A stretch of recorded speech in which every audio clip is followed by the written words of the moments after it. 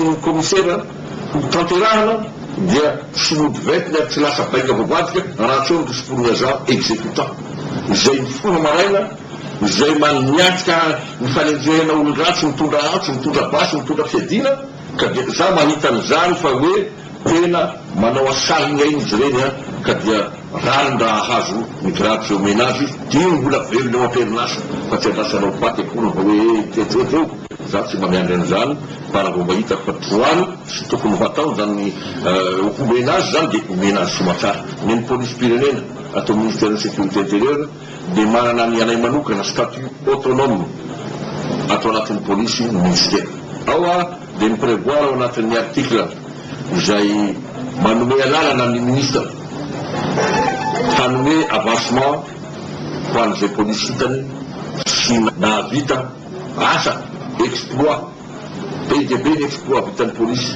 anisan'izany zany ny exploit personnel vitan'ny polisy teo amin'ny kasana mpanaovina azy ny exploit collectif niarahan'izy ireo nanatanteraka sinanao anisan'izany ny any service rendu à la nation.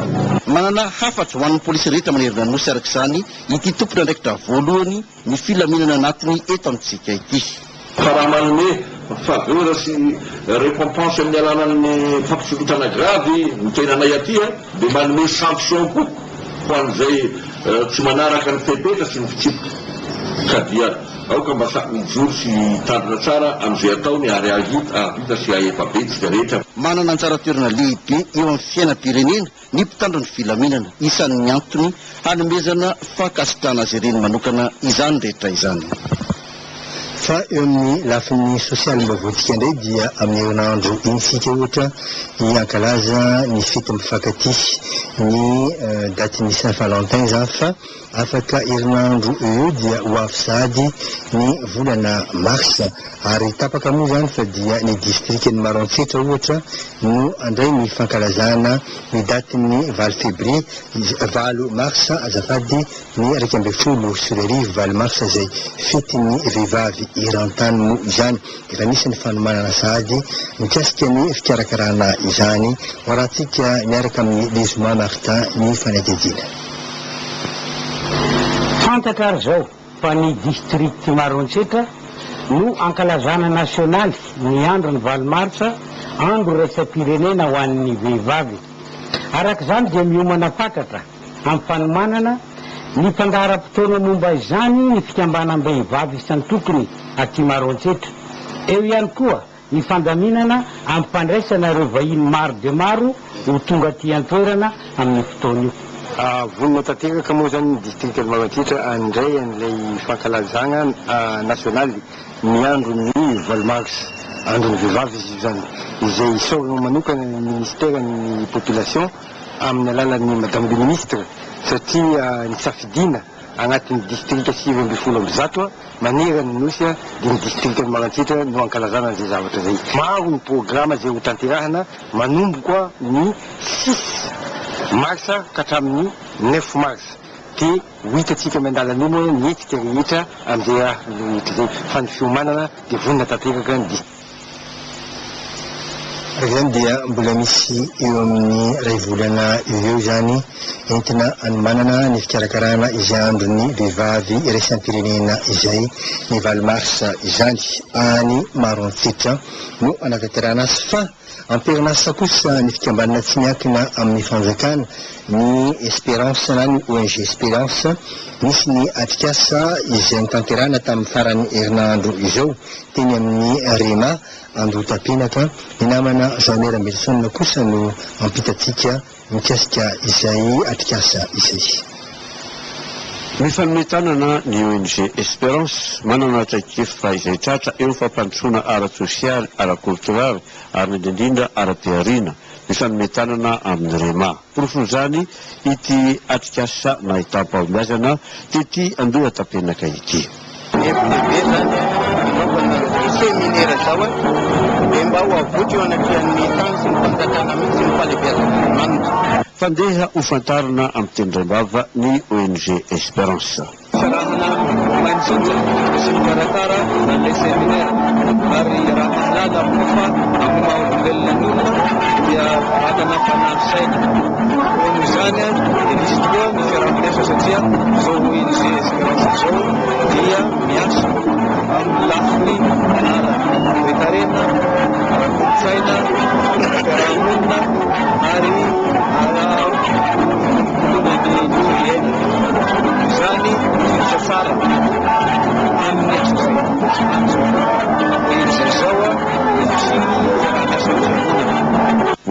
tsimorona akaiky ny amin'ny ty ONG ity sy ny amin'ny fiaraha-miasa amin'ny fiangonana. Ivatika eo amin'ny lafiny fananjahantena sika amaraparanantsika ny vaovao amin'ity alahady ity. Araky ny efa fantatsika moa zany dia tamin'ny herinandro lasa teo dia misy ny valan-dresaka nataon'ny mpitantana ao anatin'ny tarika Kinaps Sport ny fivelaran'ny izany tarika izany ary ny fitsanganan'ny antsoina hoe magasin boutique izay sambany izy tarika anana izany toerana fivarotana ny kojakojan'entana ilaina amin'ny fananjahantena izany. Ampanantena ry zareo ary dia tafatsangana soamatsara moa arivo amin'ny alatsinainy izao raha ampitso zany ity botika ara-pananjahantena eo anivon'ny orinasa Kinaps ity. Misy ara niresadresaka ny fanaovana tamin'ireo tompona andraikitra isantsokajany teo anivon'izany Kinaps Sport izany na afantarana mikasikasika be kokoa ny famarotana ireo fitaovana ara-panatanjahantena ireo. Arahoana ny faladihadiana vetivety. Eto amin'ny riana ambany eto amin'ny tranoben'ny Kinaps no ahitana ity boutique sport ity izay natao ivarotana ireo kojakoja ny fitaovana ara-panatanjahantena eto anivon'izany orinasa izany. Ny tarika Kinaps Sport aloha amin'izao voalohany izao no hanana tombony betsaka eo amin'ny fahazahoana ireo fitaovana ireo. Fiaraham-bombonantoka tamin'ireo malala-tanana amin'ny ankapobeny no nahavitana izany.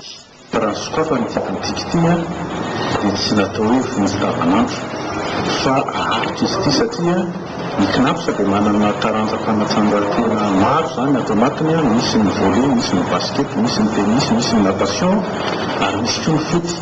Raha ohatra zany ao anatin'ilay culture izay tokony hoe fitaizana ny mpiasa sy ifandraisana koa ny any ivelany ary ifandraisana koa amin'ireo mety hoe mpanohana dia nasiana ty boutique ity.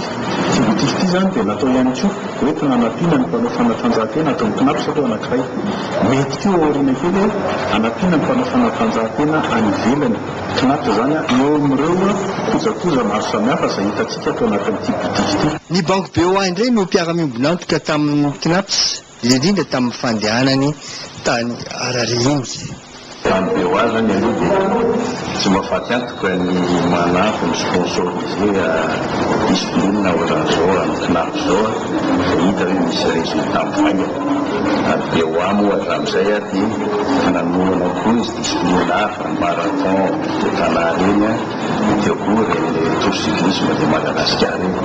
Amin'ny maha citoyen amin'ny BOA zany dia manampy foana izy amin'izay hita hoe miezaka sy hoe hitana azahoana résultat. Tsy mora hono talehan'ny fitantanana ny nahitana ny lalam-barotra. Tena mavesatra aloha ny fananganana loto satria mitady vola be da be ihany aloha kanefa moa rehefa napetraka ny tanjona dia miresikesika ny Kinaps satria tsy misy zavatra sarotra tsy ho vita rehefa vonona ny rehetra.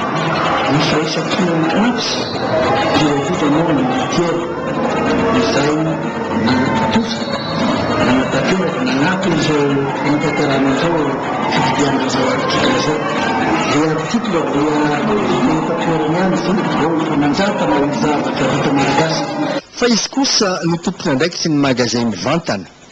Sokatra ihany koa ho an'ny club rehetra misy ato amin'ny Kinaps zany athlétisme, basket, volley, pétanque, natation, tennis.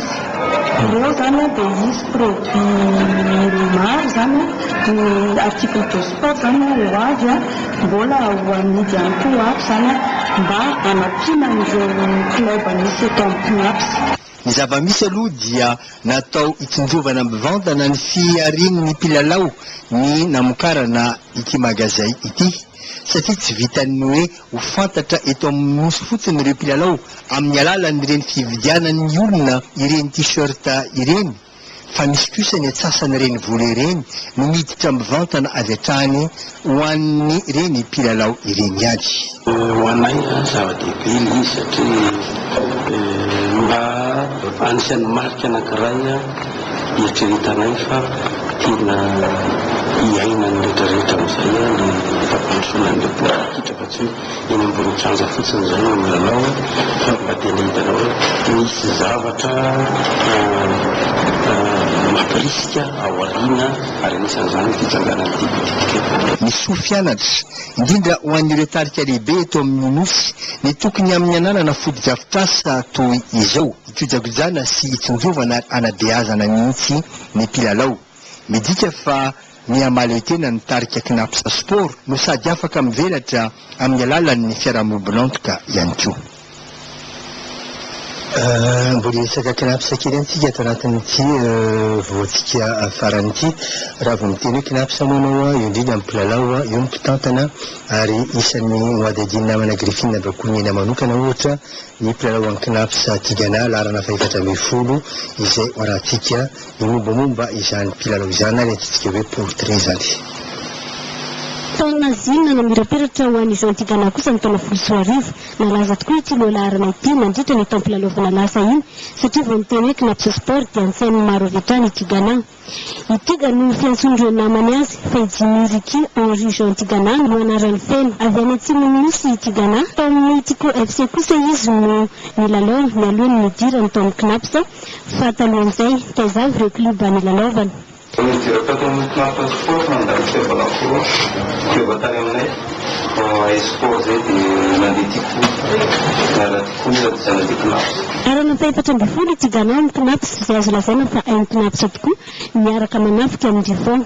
Teny anivon'ny sekoly kosa no mipoitra ny talentany Tigana teo amin'izay baolina kitra izay efa maro raha ny baolina matiny saingy sambany kosa izy vao nandranty lalao avolenta tany ivelany tamin'ny fiona ny moterako saolina sy knapsa iny.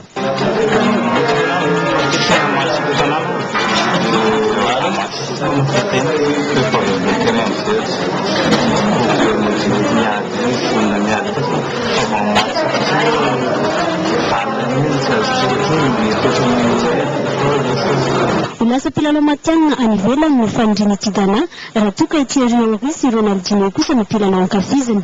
Ho anao koa izay mankafia ny Tigana dia vidiana etsy amin'ny botika ny knapsa tsy ampefolo ny t-shirt mitondra ny anarany Tigana. Tsy Tigana re ihany moa zany fa ataontsika hoe ho an'ny mpilalao rehetra satria ireny t-shirt reny zany dia samy mitondra ny anarany mpilalao tsirairay avy mandrafitra ny ekipan'izany knapsa sport izany. Momba izay ihany ny amin'ny baolina kitra izay ihany dia mitadio fa amin'ny lahady izao no tanterahana etsy Mamasina ny lalao miverina io ny FC Motor Action Aviaty Zimbabwe sy ny knapsa sport antenaiko efa mivony ataontsika hoe ny magazay mba samy anoana tanteraka ny ekipa malagasy ny mpijery etsy Mamasina lahady tolakandrono misy ny zay lalao famerenana eo amin'ny fiedinan'ny ataontsika hoe ankatoka izao ihany zany fanitsanana eo amin'izay Ligue des Champions aty Afrika izay ihany. Momba ny baolina kitra moa dia nitanterahana tany Menabe tany Morondava ny fivriny-be ny fédération malagasy ny baolina kitra ary dia nahazo titus zany fankatoavana tamin'ny olona ny vorotany aloha zany zao ny membre ny fédération malagasy n'izany baolina kitra izany vaovao nampitaina io omaly ary mbola tsara tsindrina eo amin'izay setry ny fanatanjahantena izay ihany ary mosy indray zany zao no lany mpanazatra ny Barea-ny Madagasikara zokiny izany tapotra ny vaovaontsika amin'ity alina ity rehefa avy eo angisolofiaina no ananolotra anao ny vaovao amin'ny fiteny frantsay rampito izany ny ankalazana ny andro faharoa taona faharoa ny 7 février 2024 izy ny fandarana manokana eto amin'ny télévision malagasy.